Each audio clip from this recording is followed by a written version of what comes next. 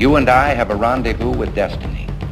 We'll preserve for our children this, the last best hope of man on earth, or we'll sentence them to take the last step into 1,000 years of darkness. You take on the intelligence community, they have 6 ways from Sunday of getting back at you. We're living in a very dangerous time right now, and liberalism has lost their cotton-picking mind. The Trump folks, if they found out how we knew what we knew about the Trump staff dealing with Russians, that they would try to compromise those sources and methods. Nobody ever said anything about resisting Obama. They went at him on legitimate arguments. I really do believe that much of what you saw coming out of Trump's mouth was a play from Putin's playbook.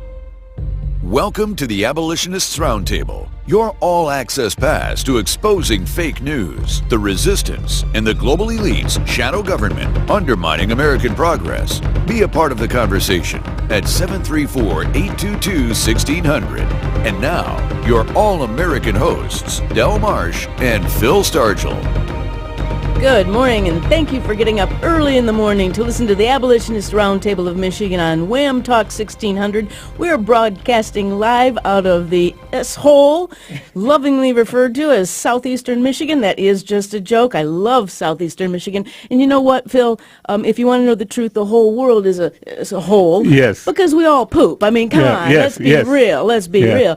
This is Janice Daniels. As you can tell, this is not Del Marsh. I have Phil Stargell sitting across from me. Good morning, Phil. Good morning. And we are going to I can see we're off to a rousing start. We're going to give them some real information this morning. Indeed we are. In fact, if you'd like to join the conversation, you can do so by calling 734-822-1600. That's 734-822-1600.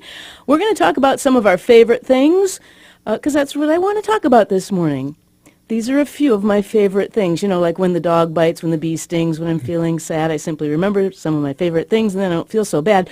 Well, I first want to give some perspective. Back when I was young, I was like a gazelle, strong, fast, pretty. I was pretty back in the day. Still pretty. Well, I don't know about that, but I guess it's all relative. Yeah. But back then I had more of a secular perspective. Yes. So I used to say that my 5 favorite things in the world was having a baby, making a baby, a hot kiss, a cold beer, and tennis. Those were my 5 favorite things in the whole world, not necessarily in that order. That is, that's quite a list. Well, you know, I think though, if you really look at it, even though I'm more now biblical and more mature Christian woman, you know, I have to say, on an aside, I've always been kind of creeped out by the old lady behind the desk. Whenever you walk into a building, there's an old lady behind a desk, and it always kind of creeped me out before. But you know what? Now I'm the old lady behind the desk. Yeah. Life goes on, you know, life goes on. But you got a different perspective. Exactly. You looking at it from, you're still that young lady. No. At heart. Well, if you compare me to a redwood tree, I guess, you could say so. But and you'll never get behind the times. And you probably never looked on that old lady behind the desk as being behind the times. But you probably looked at her as representing what was the times in her time when you was at that age. No, it's just when I had 20/20 vision, she creeped me out. But that's okay. Yeah, it creeped me out. But anyway, now that I'm more of a mature Christian, I focus on, and my favorite things are God, guns, and good government. Mm-hmm. So that's what I'd like to focus on as well. But to begin with, if you really look at those 5 things that I used to say were my favorite things, they're really actually quite sound, even in a more biblical perspective. First of all, I don't know if there's a woman on the face of the earth that doesn't agree that the greatest gift that she has is her children. Mm-hmm. Mm-hmm. Unless, of course, we talk about grandchildren. Oh, yeah, the grandchildren. There's nothing like it. I bet. I don't have any grandchildren, but my brother and my sister, they just rave about their grandchildren. Yeah. It's so cool. It's so cool. And then think about this. I have a 6-month-old great-grandson. Oh, my. Well, God bless you. And, and I get a lot of chance to, spend a lot of time with him. Man, that is, and when they say great-grandfather, I mean, there's nothing like that. I mean, great. It is great. That's a great name, Great, yeah. Great-grandfather, that's... That's good. you know what? I don't think I've introduced myself. I'm Janice Daniels. Yeah. I am the former mayor. In fact, I'm a former regular host on Regular the show. host, right. I really miss coming in. I honestly, and it is such a pleasure to be able to sit here Well, and come in with you this morning. I Thank am you so so glad much. you decided to come in. Thank you so much. You're looking great these days, so you must be feeling good. Oh yeah, I feel terrific. Yeah, like I tell you, I've spent a lot of time with that little great grandson. That's got to put that shine on your face. Yeah. Well, back to my list of great things. I really am pleased that God invented sex. I mean, that's a great design. I couldn't have thought of that if I lived to be 100 years old, 100 million years old. I couldn't have thought of such a great design. And you know what? There's surveys that say that women think about sex about half as much as men do, but the most recent survey that I found was like in year 2010, 2011, something like that, and it says that men think about sex about twice an hour. Women think about sex about once an hour. So men think about sex twice an hour, women think about sex once an hour. So we're all thinking about sex quite a bit. Yeah, that's sort of surprising. Well, actually, why? Why would it be surprising? No, that is that often. You think people with their day-to-day, when you are in prime sex drive, I mean, you're also in prime earning years, and people are, True. The interesting thing in the survey said that women think about food about as many times as men think about sex, which is kind of funny. In fact, this article that I found out of the Houston Press, it has a meme on it. It says, "Food has replaced sex in my life. Now I can't even get into my own pants." Yeah. I like it. So here we go around the world.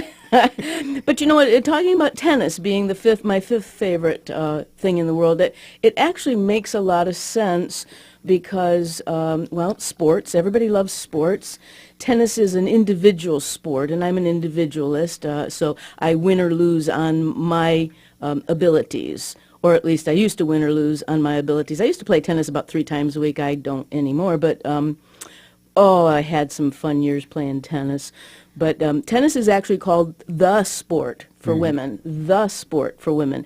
And that's because women's tennis can draw as big a crowd as men's tennis, whereas no other women's sport that we can think of, basketball, football, whatever else, hockey that women play, they can't draw the kind of crowds that men draw. And women can make as much money as men on the tennis courts. So... look at Venus Williams and her sister. I mean, my goodness. That's exactly right. So basically, tennis is a sport that's synonymous with extraordinary women. So I guess that's why I like tennis. Yeah. It's a great sport because it's got individualism, and that individualism makes it where a person, if they got a lot of ability, they can get to the highest heights. Exactly. And you've seen, I mean, Billie Jean King and in her day, I mean, she was a trendsetter, and I'm not saying all of it was good, but right.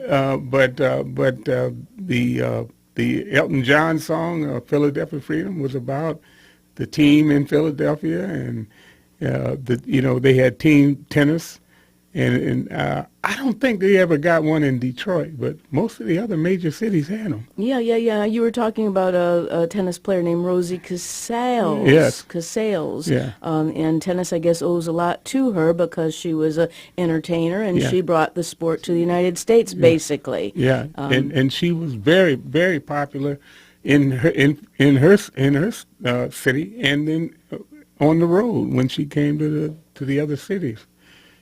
So it was a good time. It was a lot of trendsetters and a lot of things going, and tennis was a was at the forefront of it. Yeah. So I guess even when in my youth, I was a pretty smart cookie. Yeah. There you go. There you go. And you know what? I also love people, Phil. I mean, Yeah. that's just natural to me. Yeah. I love people. I love talking with people. I love meeting with people. Give a lot of hugs around whenever we go to meetings, etc. And I think that's a good thing. And what I don't understand is how the leftists can live with themselves when they seem to get up in the morning looking for a way to hurt people, or make people sad, or destroy people. How can they think like that? How can they think like that? That's just foreign to me. It really is. And you know what? They can call you a teabagger. They can call you a bigot. They can call you a homophobe. They can call you a racist. Of course, that's after they've made these words toxic. Yes. These words are now toxic. Yes. And if you get called that, you're destroyed. Right. And that is the thing that they have been able to do with this term racist. You know, they have forgotten that what a true racist really is. I mean, guys like Pitchfork Ben Tillman, that was a racist, and I'm going to get into him in Black History Month. And I'm going to start early, too, because February is the shortest month, so I got to get started early in late in January. Oh, yeah. There you go. Hey, nothing wrong with being prepared. That's, you know what, they say that talk radio is really natural and simple, but you have to do some preparing. Yes, I mean, you exactly really right. do. If Yeah. you're going to pull it off, you're going to do it right. But what you they gotta have prepare. done with this term racist, I mean, like John McCain, George Bush Jr., Mitt Romney were all hit with the term racist. Yep. And now the granddaddy of it all is Donald Trump. And guess what?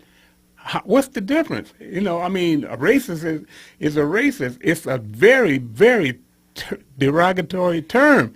If I were any of those people, I would insist that they give me the proof of what makes me a racist. If you don't have some proof, don't call me again. Well, that's right, and we're called racists, and we're called xenophobes, or I'm not sure what all these new words mean. And did you hear there's this new disease that's being advertised called Sissel or something like that? I don't know what the heck it is, but if we have it, we got to go get checked by the American Medical Association. Oh, boy. Oh, I'm telling you, this is incredible what the left is doing to this country. In fact, you know, it's interesting because if you really look at things with a little bit of reality, let's do an analogy. I saw an email that I thought was very profound. It was called, "Let's say I broke into your house." Mm-hmm. So you discover me in your house. You come home, and there I am, an intruder. You'd say, "Well, you got to leave." And I said, but wait a minute. I like it here. Your house is better than my house. I made all the beds. I washed all the dishes. I did the laundry. I swept the floor. I've done all the things you don't like to do. I'm hardworking and I'm honest, well, except for that part of my breaking into your house. Now, according to the lovers of big government, the owner of the home is required to let the intruder stay.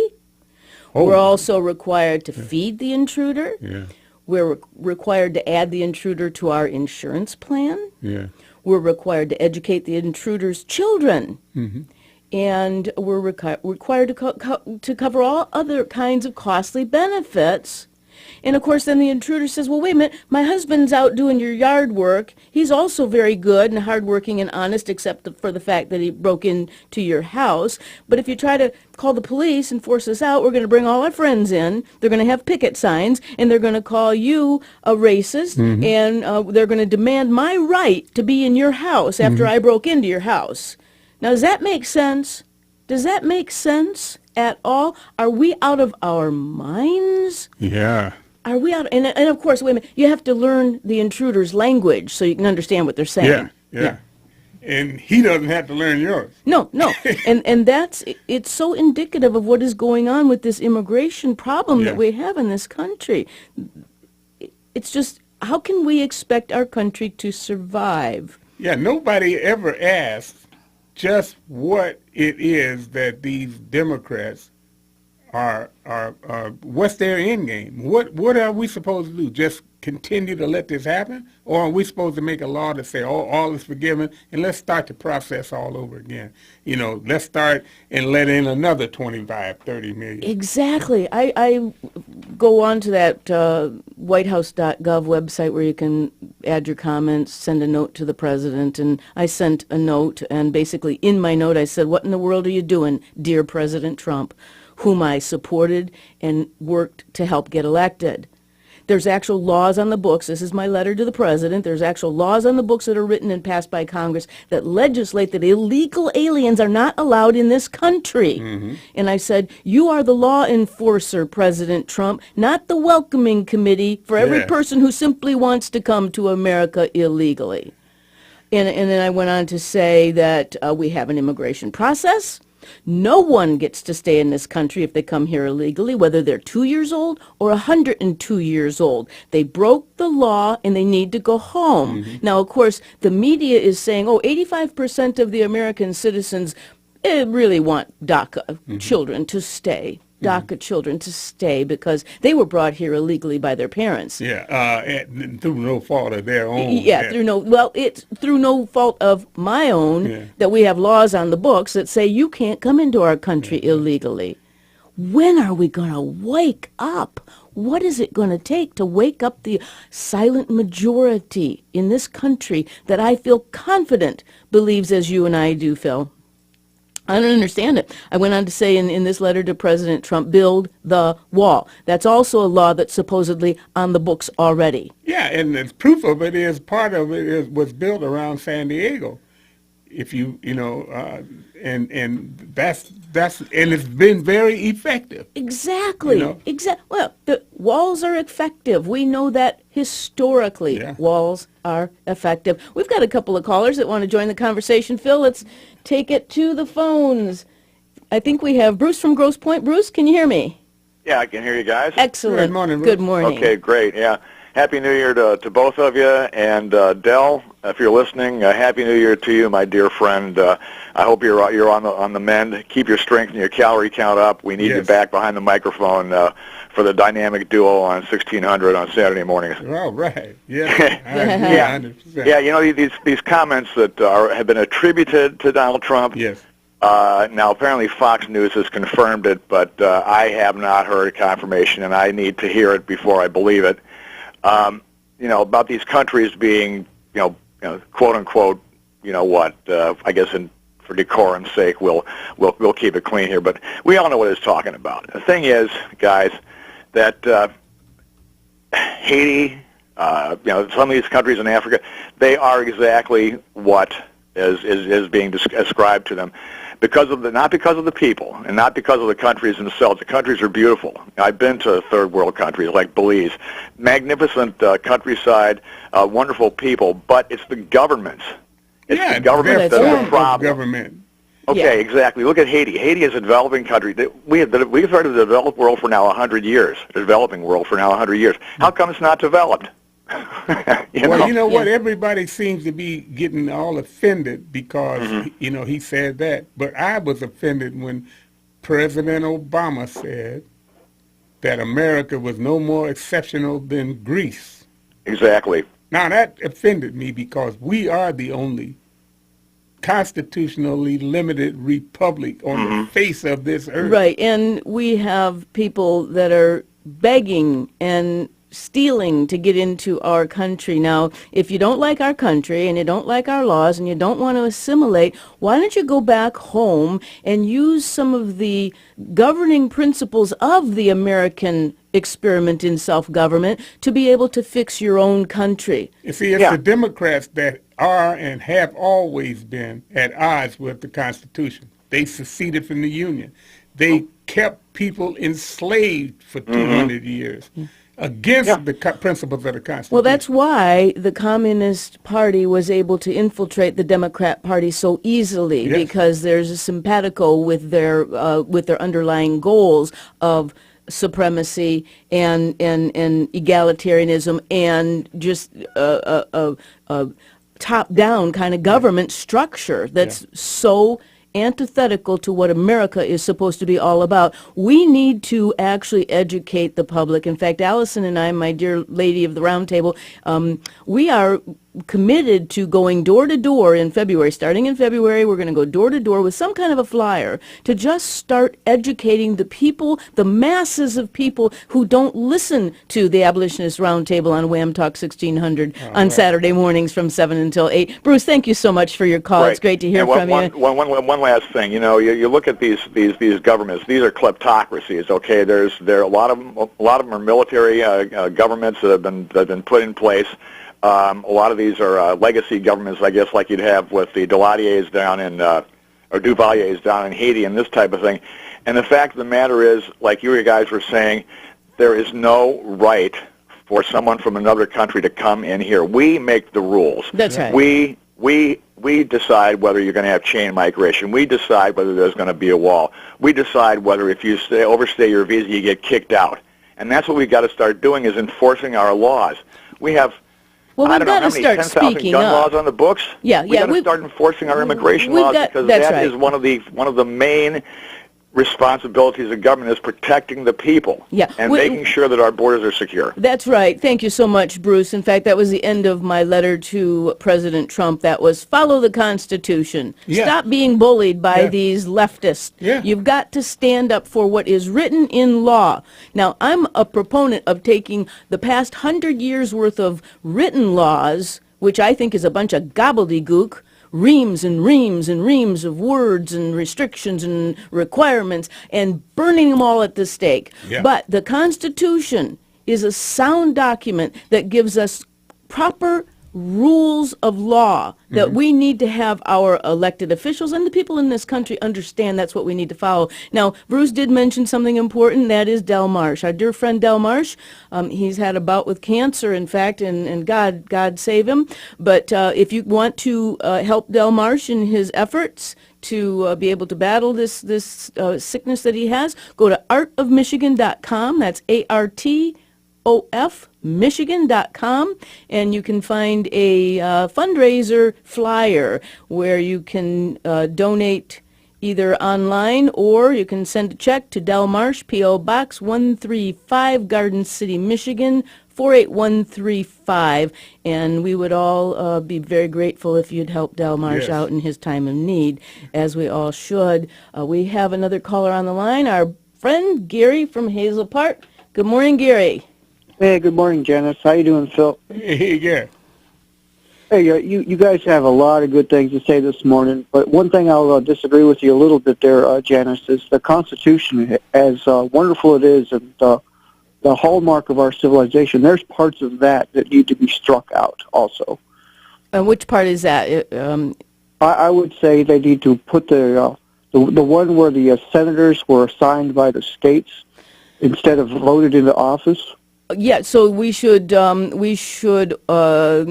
a constitutional amendment that eliminates the constitutional amendment number 17. I think that is. Yeah. That sounds right to me. And I also would like to get rid of all the civil rights amendments. I agree with you there.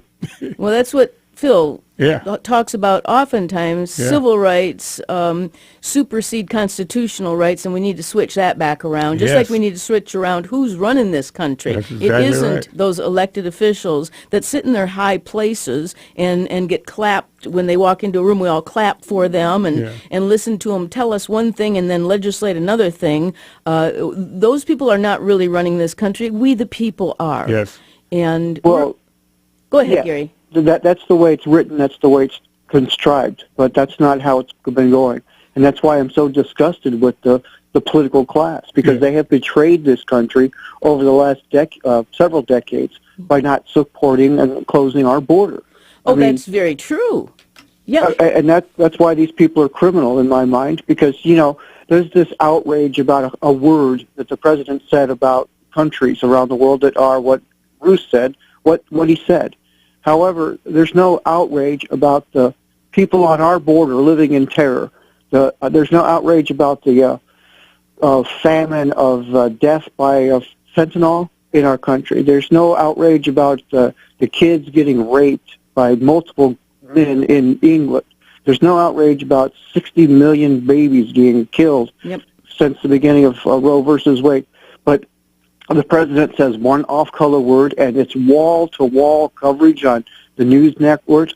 They get panels of people, and they all talk about the same thing. Then they pull in 10 more people and talk about what they just talked about.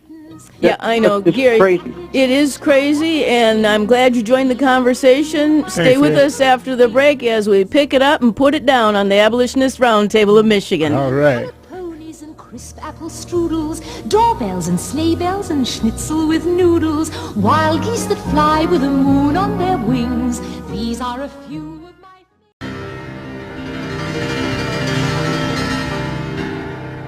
You're listening to the Abolitionists Roundtable with your hosts, Del and Phil. They're exposing the left's underground resistance while leading the charge in the fight for liberty. Join the conversation at 734-822-1600.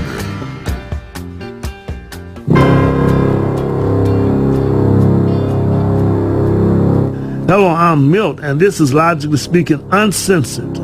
Stop being a jackass and remove the Democrat donkey party. Saul Alinsky, a radical socialist, presented a 4-point plan for defeating an enemy. 1. Pick the target. 2. Freeze it. 3. Personalize it. And 4. Polarize it. On August 12, 2017 in Charlottesville, Virginia, Alinsky's 4-point plan was activated as Democrat Party approved left-wing renamobs in an orchestrated, premeditated demonstration attacked protesters who objected to removal of Confederate Civil War commemorations. In the aftermath, angered by President Trump's audacity of truth in assigning shared blame to both combatants, the fake media, without any factual proof, began engineering their character assassination, yellow journalism smear campaign by slandering Trump as a racist and sympathizer of the Ku Klux Klan, white supremacy, and Nazism, and thereby implementing Saul Alinsky's 4th rule of polarization in order to divide, separate, and erode Trump's support. Before I begin my commentary, I read several credible history sources to make sure that the collectivist language police could not dispute the accuracy of my content. According to the sources, the donkey as a Democrat Party symbol originated when Andrew Jackson ran for Democrat president in 1828, and his opponents, frustrated by his political stubbornness, began calling him a jackass. Jackson accepted the name and began using the donkey as a symbol on his campaign posters. By 1880, the donkey was established as the Democrat Party mascot. In the dictionary, a donkey is alternatively called a jackass, and it also defines a jackass as someone who is dim-witted and implacable regardless to the lunacy of their positions. The violence in Charlottesville, Virginia, conforms to the ongoing efforts by the Democrat Party to eradicate, rewrite, and purge their evil history so as to legitimize their current fakery as civil rights saints. To accomplish this scam, the Democrat Party concocted the strategy of inspiring legions of rent-a-mob hoodlums and anarchists to destroy, remove, and vandalize what Democrats as white supremacists created. History reveals that Margaret Sanger, a supreme advocate for exterminating blacks and murdering babies by abortion, was esteemed by the Ku Klux Klan and Nazi leader Hitler. And today she is honored by the Democrat Party. Without the benefit of irrefutable history that exposes the horrendous crimes of the Democrat Party as founders of the Ku Klux Klan and generators of white supremacy, segregation, slavery, lynchings, pigmentation politics, institutional racism, torture, and murders, these truths would be buried. If the hoodlums who rampage in Charlottesville are sincere about eliminating Confederate history, they should know that like the donkey and jackass are one and the same, so is Confederate and Democrat history. And you can't stop being a jackass until you eliminate the Democrat donkey party. I am Milt, Logically Speaking Uncensored, saying, think about it. Thank you, Milt Harris. Thank you, Milt Harris. I'm telling you, hey, you know what? Sometimes though, I wish Milt would really tell us how he really feels. Yeah, he's always on point. Though, He really is. What a smart man. I love talking to him. Yeah. He's very creative. He's very upbeat. You know, Milt's got an upbeat look at the world, and that's great. But he's absolutely right. The left loves Saul Alinsky in that 4-point plan. Pick a target, freeze it, personalize it, and polarize it. Yeah. And they're trying to do that to our President Trump, and they just can't seem to do it. Well, I hope, because, I mean, there is potentially a lot of things that this man can do, because he will do it, you know. There's a lot of things that he's already done. Yes. I mean, in terms of eliminating regulations, which, by the way, I wanted to talk about a new regulation that has come down the pike from the Consumer Financial Protection Bureau, and that has to do with mortgage financing. Mm-hmm. You know, there's a form, the loan application. When you take a loan application, you have to provide some information for government monitoring purposes. And it used to be that they would simply ask you your sex. They call it sex. I call it gender. In fact, I tell a little joke. I used to take applications in person. I was taking a mortgage application from with a man that was about 82 years old, something like that. And I would always say, well, the government wants to know your sex. I said, but I know sex is an act. They really want to know your gender. And he said, oh, I thought sex was a memory. Well, I'm sure many of us can relate to that now. At the time, I thought, it don't want to ever get to that where it's just a memory. I know. So they wanted to know your sex, or rather your gender, and your race.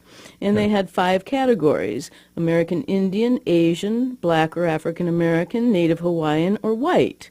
A lot of people would answer the question, well, I'm Caucasian, and I would say, well, we don't have that fancy word Caucasian on this list. We're called white. Even though if you put a piece of paper next to me, my skin is not white. I'm a woman of color. Only my color is honey beige. And it was not my doing. It was God's doing that gave me this color. Yeah. You know, so like, how can you complain to me about the color of my skin any more than I can complain to you about the color of your skin when neither of us had anything to do with the color of our skin, the content of our character? We have a lot to do with. I said that I didn't think that they would ever call Donald Trump a racist because he was a guy of color, you know? He's orange. He's orange.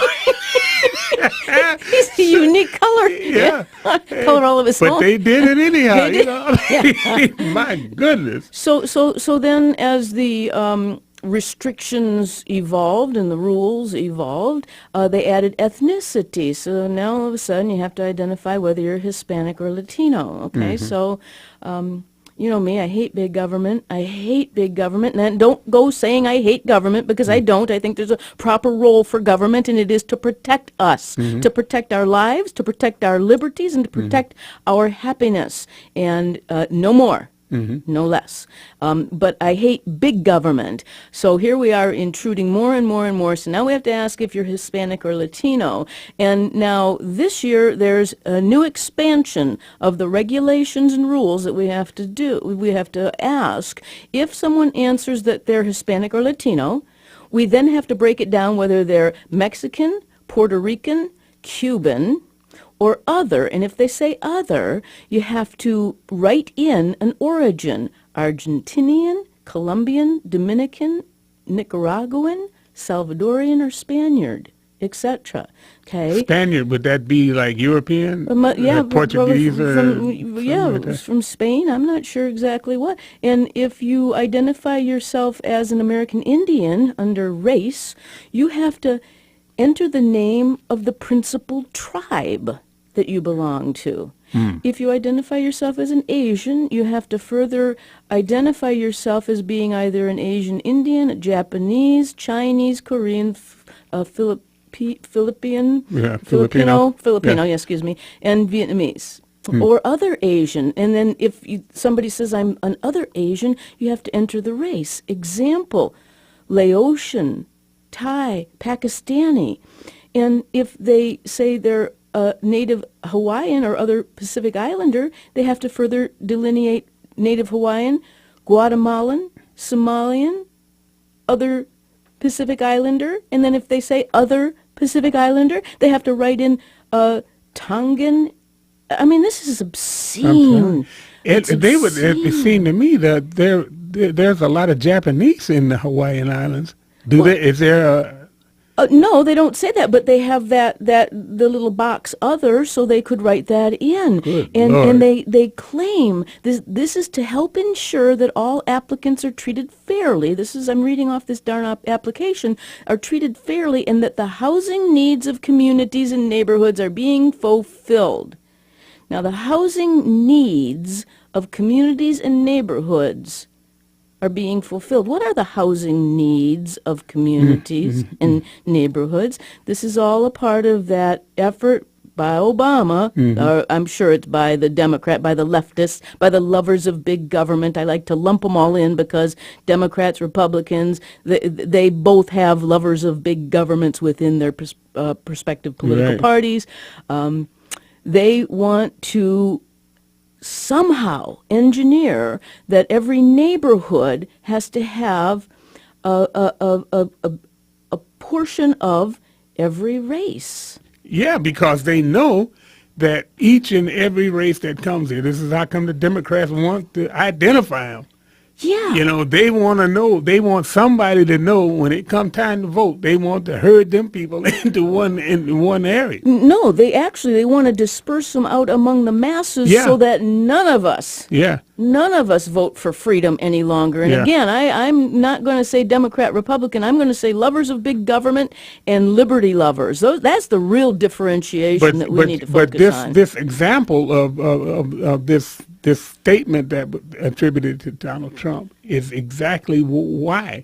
Because every individual that comes in here, he has this drawback to that homeland that he came from, and this loyalty to that, and they want to bring that here. They want to bring that here. So when it come time to vote, that they always talk about the Democrats with the drown game.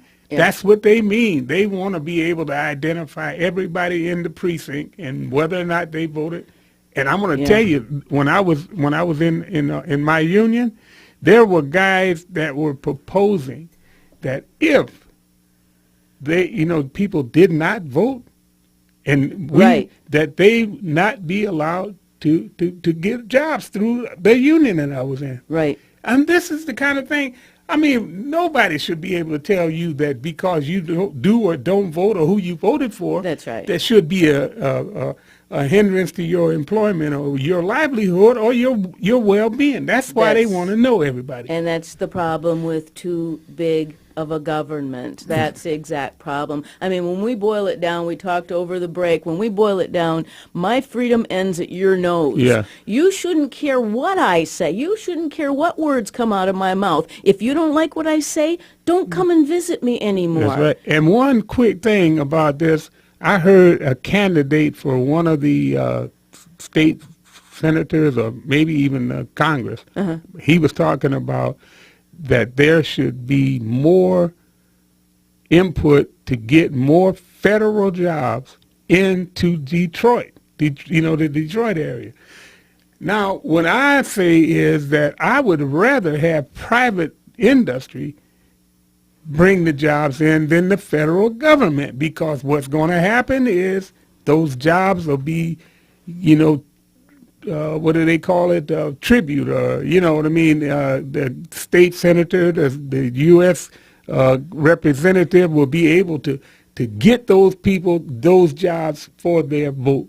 That's all it is, and that's why these people want to identify so many people. Well, that's right. We've got a mindset that's very dangerous, I think, in this country, because really, if you think about it, when you're sitting around the table and your nice young nephew or niece comes in and they say, well, I just got a government with I just got a job with the Department of, give it X, Y, Z. Everybody at the table goes, oh, that's you a got good job. That's job security. So we're going to all work for the government before this is over. And that's what they want. Yes, we have got to turn the wheels around. because collectivism leads to just imbecile actions of people, because if you don't have an individual skin in the game, you're just not going to take care of things as well as you might otherwise, because that's the beauty of private ownership. You take good care of your stuff. If everybody has a government job and we're all being paid a pension, who's going to work to actually provide that pension? And Donald Trump said, that he was going to cut some things, some programs and stuff like that. The first thing Mitch McConnell and Ryan said was, that's not on our agenda. Yeah. Well, my goodness, this is, he's not even in office. He was still getting this, but that was his first 100-day agenda. They rejected it, didn't even see it. Yeah.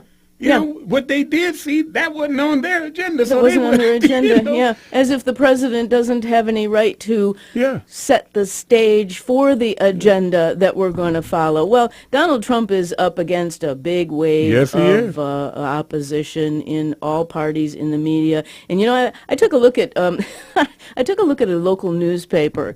I look at the crime page every once in a while, and to show you an example of how ridiculous our people, our country is becoming. I mean, this is obscene. I've got a story that's called "Police Hear a Man Yell Obscenities at a Neighbor."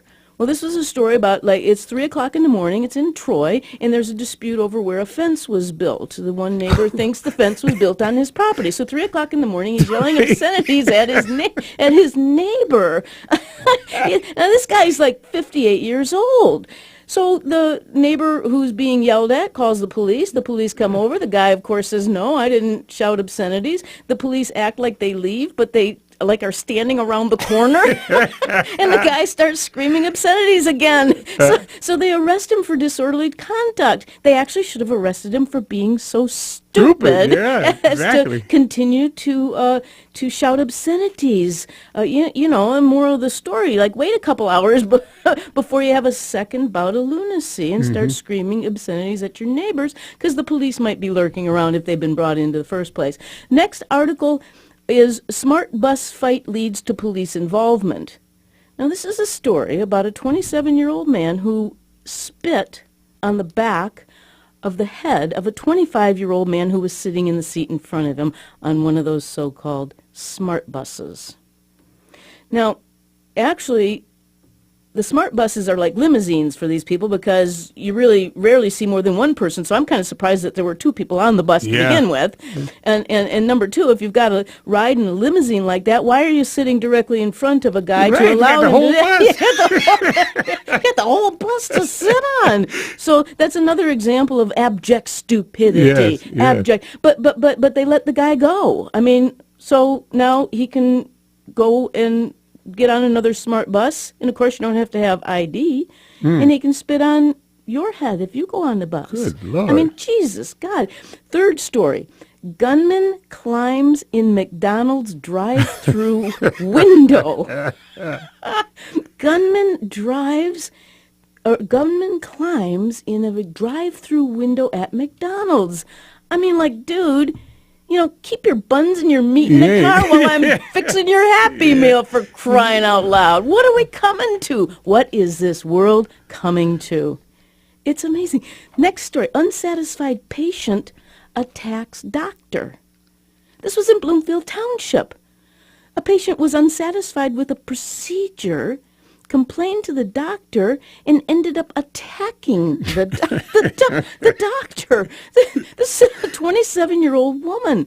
She was taken into custody and charged with assault and battery and resisting and obstructing an officer, because she resisted arrest at the same time. Can you imagine what's going through the minds of these people? Where's their education on law and order? Yeah. Oh no, that's gone. I mean, people. First thing. When the authority comes by, they want to fight.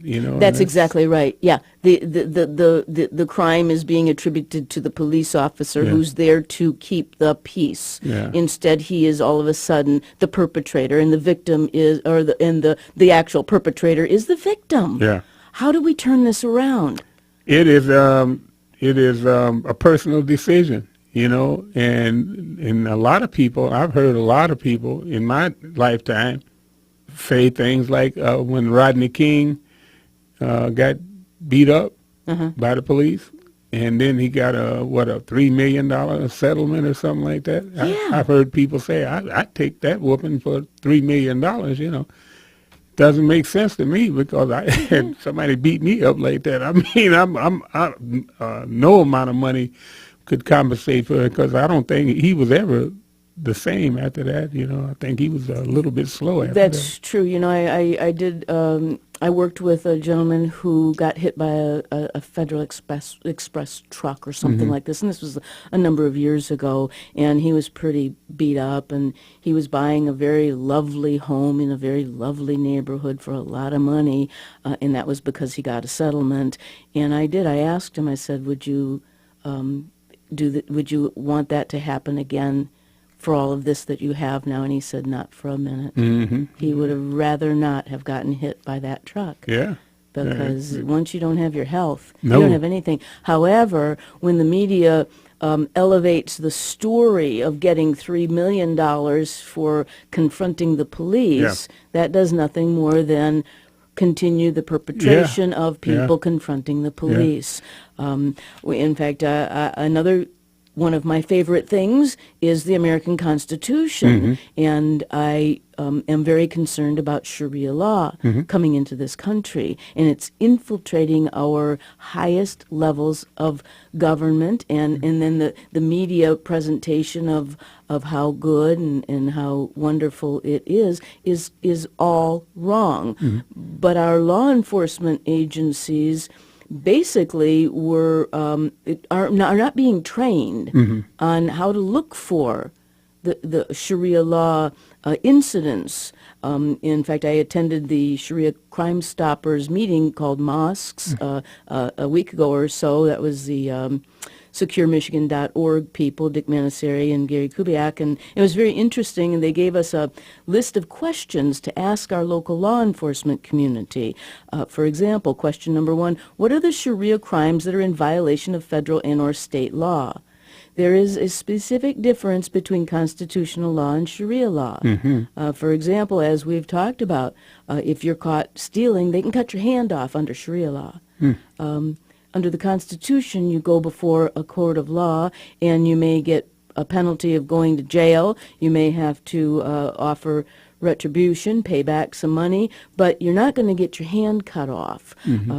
Nothing cruel and unusual. Exactly, exactly. Now, you know, I am a proponent of sticking to our laws, and again, that's the problem that we see is we don't follow our laws, so there's no teeth in our laws, but you don't want to cut your hand off. Yeah, I mean, that's a little extreme, you know what I mean? A little, you think? and that's what I was telling you, that some of the laws in this country that Democrats put across were extreme. Oh yeah, absolutely. And then we carry that over to today, where the Democrat influence is not there, but we have tailored our laws to not have anything that was in the Jim Crow laws. Yeah. And what I mean by that is we're saying things like, well, we can't have a guy show who he is by identification. A voter ID. Yeah, because of the laws that were in the South, you know. Right. We don't want to go back to that. And there's really no correlation between the two. Exactly. There's no right. correlation between and we're showing using who you are. sanctuary cities. Yeah. This is a law these sanctuary city laws were put into place because of Jim Crow laws in the South. Which is so unusual that we would say that we didn't like the laws that were put in place, so we're going to create a society of lawlessness? Yes. I don't see how it connects. So that's why we have to be very careful that we do not allow the foot of the Sharia law to get into. You are absolutely right. Well, again, we're coming to an end of the the great installation of the Abolitionist Round Table of Michigan. Thank you so much, Phil, for joining me. Thank you, Del, for allowing me this great opportunity. Take care. Bless you. The Abolitionist Round Table invites the Wham! Talk 1600 listeners to continue the roundtable discussions by mailing correspondence to Art of Michigan, Post Office Box 135, Garden City, Michigan 48135. Or follow Phil and Del at artofmichigan.com. You can also send emails to artofmichigan@hotmail.com. And most of all, continue to listen every Saturday and tell a friend.